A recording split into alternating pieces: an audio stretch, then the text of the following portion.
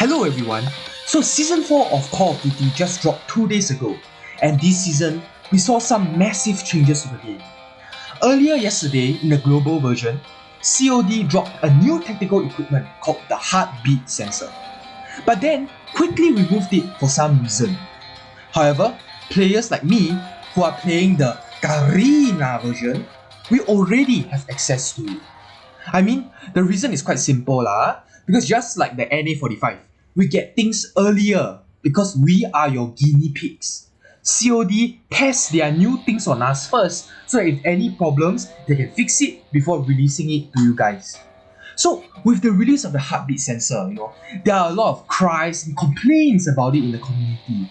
Many people are saying that it changes and ruins the entire S&D experience. So after I use it, right, I can say one thing for sure this heartbeat sensor completely changes the way you play S&D. And in this video, I would like to give you a tutorial on the heartbeat sensor. How to use it, when to use it, how to counter it, and most importantly, how this little device completely changes S&D. With that, let's begin. First, what exactly does the heartbeat sensor do? The sensor originated in COD Warzone, and by tracking the enemy's heartbeat, the heartbeat sensor can tell you the exact position of your enemy as well as the distance the enemy is away from you. And with this information, you are able to pre-fire that position or slide in and engage the enemy. It is a very, very powerful device because it sort of acts as an unlimited UAV. That's why a lot of people are complaining, that it is broken and it ruins the game. The heartbeat sensor is not only viable for slower paced game modes such as Search and Destroy, Frontline, Team Deathmatch, where everyone is mainly camping and holding positions. It is also very viable in fast paced game modes like Hardpoint and Domination. So, especially for Hardpoint, with one heartbeat sensor, I can tell where all my enemies in the hardpoint is. And I can just slide in and pre-aim, pre-fire that area. It is very versatile and very useful in every circumstance. Alright, so to explain the technical aspects of the sensor, I'll be using my favorite punching bag here, SMU Campus Green. So when you use the heartbeat sensor, the position of the enemy 180 degrees in front of you will be labeled by a green dot. And the number below shows the distance the enemy is away from you.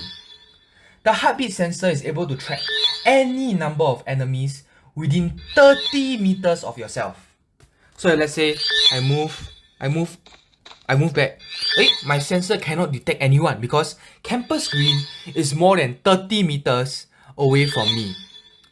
So the sensor scans the area in front of you once approximately every 3 seconds.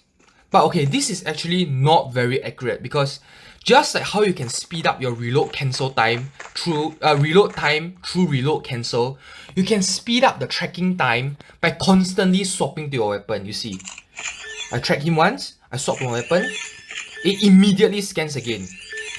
So frankly, if you master this technique, you can scan once every 1 second. It's very doable. The heartbeat sensor is just like a UAV.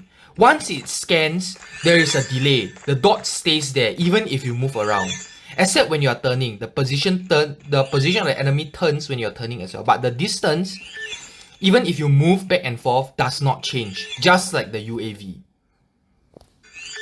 So how do you use the sensor? Why is it that everyone says it's OP?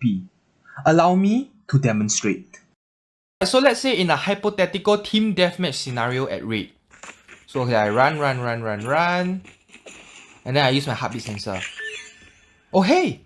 From my heartbeat sensor, I can tell that there is an enemy in front of 24.2 meters to my immediate front in about 2 o'clock direction. So what do I have to do? All I have to do is this. And he's dead. So now, do you understand why everyone is complaining that it is too OP? Because the ones that are caught by the heartbeat sensor stands no chance against the user. For the one being tracked by the heartbeat sensor, the only way to survive it is if the user has such bad aim that he misses every shot. The reason you survive is not because you are good, but it's because the one using the heartbeat sensor is bad.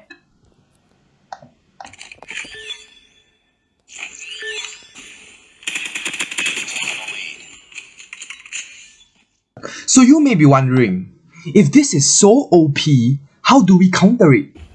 I will explain this over a clip of my gameplay. Okay, so presently, there is no known reliable strategy to take down a heartbeat sensor user.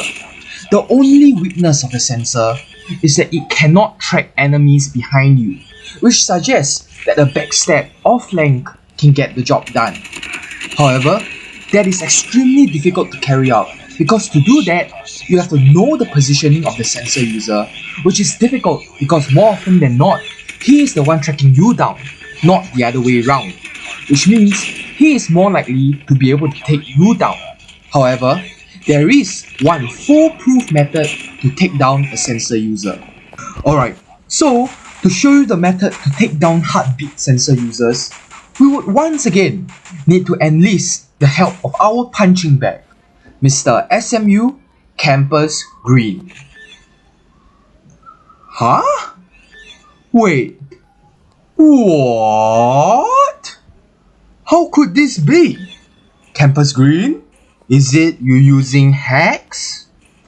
Well, turns out Campus Green is a pretty honest lad that don't use hacks. What he used, however, was the perk called Ghost. As long as you are using Ghost, you are invisible to enemy heartbeat sensor. Which, come to think of it, makes sense. Ghosts are dead, thus they don't have a beating heart.